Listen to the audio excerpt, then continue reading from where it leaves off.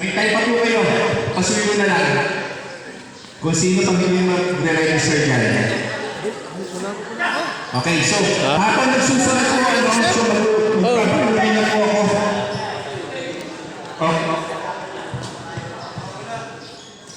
Una,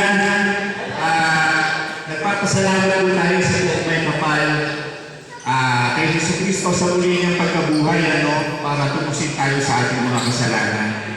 Pangalawa, nagpapasalamat po tayo sa pamahalaan ng Tanahaw Dos, sa pangunguna ng ating mahal na kapitan na Lord S. Tyson, sa kanyang mga konsihal, kay SK Chairman Jonathan Avalon, sa pagpanaw po nila na gamitin po ang ating facility board, at sa pag-extend po ng oras natin para pinagdaan ang ating liga. So thank you so much sa pamahalaan ng Tanahaw. Pangatlo, nais ko po pasalamatan ng mga kasama ng officers. Ito po sila, yung mga nakilipot na ito. Guys, thank you so much. Kasi todo support na ginagawa ninyo, nagiging maganda po ang resulta dito sa ating grupo. And then, syempre, maraming sa inyo po, mga kasama, mga ka-AC. Thank you so much sa mga support na ibinibigay nyo. Kung isang po, nakakatuwa, tingnan nyo, imagine nyo, sisumol natin 6 teams na tayo ngayon.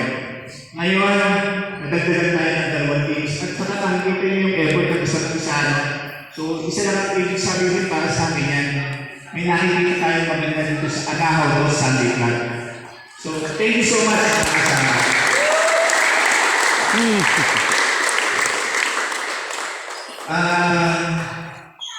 Sasamantalahin ko na po yung pagkakataon nito para i-remind kayo, paulit-ulit yung i-remind sa inyo. Tayo po ay hindi ng mga bata. So tayo yung mga nagkakailit na habang po tayo ay naglalaro at tayo